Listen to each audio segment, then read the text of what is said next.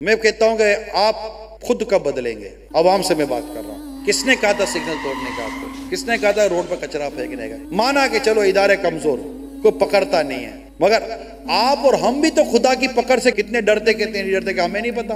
اگر پولیس والا دیکھ رہا ہے تو رک جاتے ہیں، جانتے کہ اللہ دیکھ رہا ہے مگر پھر بھی نہیں رکتے. کس نے کہا اپنی عورتوں کو بے شرم و بے حیا بنا کر بازاروں میں نکالو؟ کس نے کہا ہے؟ ہم کر رہے ہیں. ہمارے کون سے حجاب و پردے پر پابندی ہے؟ یہ تو ملک اسلام کے نام پر آزاد ہوا ہے، یہاں تو ایسی پابندی لگی نہیں سکتی. مانا کہ ہمارے ملک کے اندر سود کا نظام ہے، مگر ایک فرد کو کس نے مجبور کیا تھا کہ وہ سود پر پیسہ لے؟ عام عوام کیا سود پر پیسہ نہیں لے رہی؟ کہ سود پر مکان نہیں بنا رہی؟ کہ آپ کو نہیں پتا سود حرام ہے؟ اللہ سے اعلان جنگ ہے. کو قانون ہے کہ آپ سود پر نہیں کاروبار کرو گے تو آپ کو سزا دی جائے گی.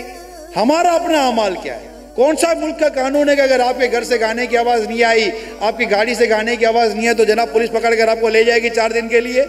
کون سا قانون ہے ایسا؟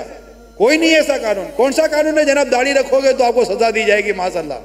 مانا کہ اداروں کو منشیات اور نشے آور اشیاء کی روک تھام کے لیے اپنا کام کرنا چاہیے، اور وہ نہیں کر پا رہے صحیح معنی میں. مگر کس نے کہا تھا کہ بری صحبت میں بیٹھ کر نشے کے عادی بنو؟ یہ چیزیں تو ہمارے ہاتھ میں تھی نا. اگر ہم نمازیں پڑھیں، تقوی اختیار کریں، پرہیزگاری اختیار کریں، نماز کی دعوت دیں، نیکی کی دعوت دیں، امر بالمعروف و نہی عن المنکر والا کام کریں، تو حالات خود بدلیں گے. ہم نے خود ہی وہ رحمتیں، وہ برکتیں جو ایک سرزمین پر نازل ہوتی ہیں، ان میں کئی چیزوں میں رکاوٹ ہمارے اپنی اعمال، ہمارے اپنے کرتوت ہیں.